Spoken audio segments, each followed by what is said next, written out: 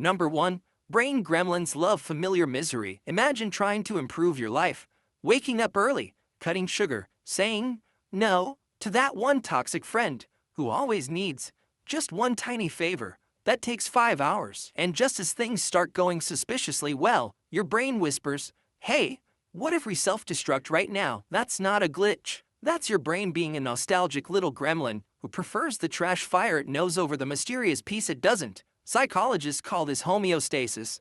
Your brain loves keeping things steady, even if steady means you're chronically stressed, underpaid, and doom scrolling at 2 a.m. like a malfunctioning thermostat that cranks the AC when you finally warm up. Your brain sabotages success because change equals danger in caveman logic. Oh, you're finally in a healthy relationship. Let's dig up some attachment trauma and start a fight over sandwich crusts. You're getting fit and energized. Let's suddenly crave 3 pizzas and a nap on the bathroom floor. It's not self-hatred, it's neurological Stockholm syndrome. Basically, your brain's comfort zone is a moldy couch of bad habits, and it will fight to stay seated, even if it has to light your progress on fire to do it. Number 2. The dopamine trap. Here's a plot twist your brain doesn't want you to know. It doesn't care if you're happy, it just wants you stimulated. Enter dopamine, the chemical equivalent of your brain tossing treats at you for chasing shiny things. But here's the kicker. Dopamine isn't the pleasure chemical, like people say. It's the chase chemical. It rewards wanting, not having, which means your brain is basically dangling a carrot it has no intention of letting you eat. This is why you can spend 6 hours planning your future YouTube empire, but actually filming one 3-minute video feels like climbing Everest in Crocs. Planning is dopamine rich, doing is a dopamine desert. So your brain screams, "Hey, let's plan another video instead of finishing this one." And you're like, "Yeah, that sounds productive." Spoiler, it's not. You're being conned by your own biochemistry, like a lab rat who built a vision board instead of learning the maze. So while you're feeling like a failure for not following through, your brain is out back snorting dopamine off a fidget spinner. Number 3. Fear of not failing. You know what's more terrifying than failure? Success. Hear me out. If you fail, you get to stay safe in the "I never really tried" club. You can joke about being a mess, eat cereal for dinner, and no one expects much. But if you succeed, suddenly you have to keep succeeding. You have to be someone organized, someone stable, someone who doesn't Google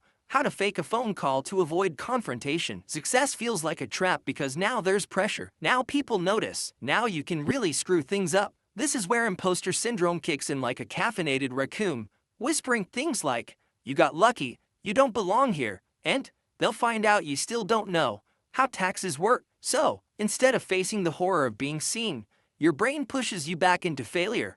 Where it's safe and quiet and full of ramen, your brain would rather flop than risk the vulnerability of showing up. Because if you never try, you can't really fail. And wow, doesn't that sound like a fun psychological prison? Number 4. The Self-Sabotage Olympics. You've probably done this. You're on a deadline, everything's going fine, and then, suddenly, you decide to just reorganize your sock drawer real quick before writing that important email. That's not poor time management. That's elite-level psychological sabotage. Why? Because your brain loves a good internal power struggle. On one side, there's future you, who wants to thrive. On the other, there's present you, who wants instant gratification and absolutely zero pressure. So, to resolve the conflict, your brain schedules a tiny rebellion. You delay just long enough to make things stressful, then panic do it at 1 a.m. like a goblin on espresso. Why? Because stress feels like action, tricks you into thinking you're achieving something while you're really just tap dancing in a crisis tornado. This is known as the anxiety avoidance loop. Your brain avoids discomfort by causing more discomfort later,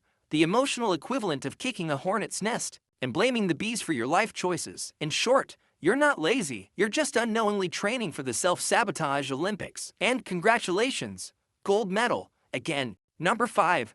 Craving chaos for fun and profit. Sometimes your life gets calm, bills paid, relationships stable, fridge stocked like an adult's, and your brain, instead of basking in the rare silence, whispers, "What if we burned it all down?" Cue the random late-night text to exes, the decision to switch careers based on a TikTok, or the inexplicable urge to pick a fight with someone because they breathe too loud. This is because your brain equates calm with boredom, and boredom with death. Back in the wild, sitting still too long meant you were either about to be lunch or already dead, so your brain throws a little chaos party to keep things spicy. That's where novelty-seeking behavior comes in. Your prefrontal cortex, the sensible adult part, wants structure, but your limbic system, it's a sugar-high toddler with access to matches. It craves novelty, risk, and drama, not because it's healthy, but because it feels alive. So when things get too peaceful, your brain lights a fire just to feel the heat again. Emotional arson, baby. Number 6. Perfectionism's evil twin. You know that voice in your head that says,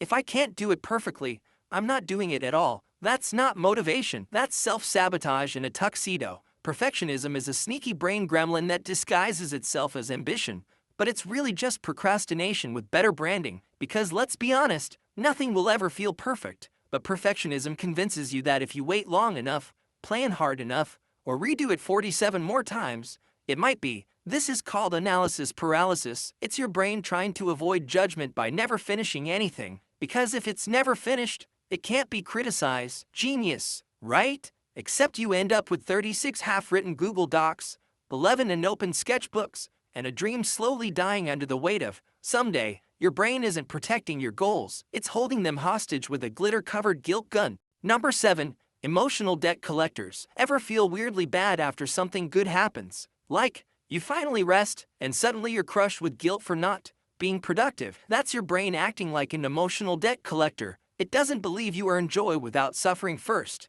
This is a leftover from scarcity mindset, the idea that rest, success, or happiness must be balanced with struggle. Like your brain's internal accountant starts shouting, wait, you just relax for 2 hours. That'll cost you 3 days of self-loathing and an existential spiral. And so, when things go well, your brain invents problems. You spiral into fake crises. You create drama out of silence, because your nervous system has been trained to expect chaos, and now it panics in peace. So if you've ever sabotaged a great day because it felt too good to be true, congrats, you're emotionally in debt to your own trauma, and your brain is determined to collect. Number 8. Mirror, mirror, who's the worst? Let's talk about your inner voice. You know, that charming internal commentator who sounds like a drunk ant at a roast battle. Nice job, idiot. Wow, really nailed that awkward silence. Remember that thing you said 7 years ago? Still cringe. Why is it so mean? Turns out, your brain thinks it's helping by preemptively criticizing you.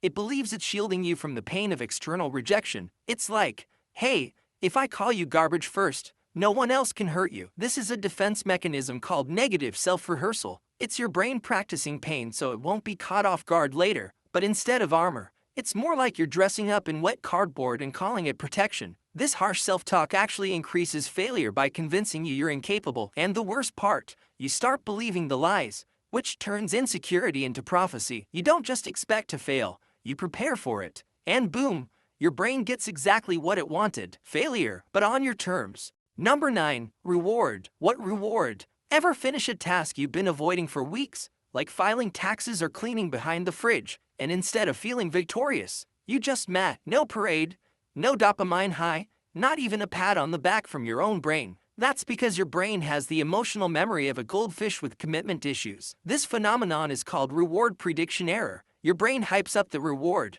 We'll feel so good after this.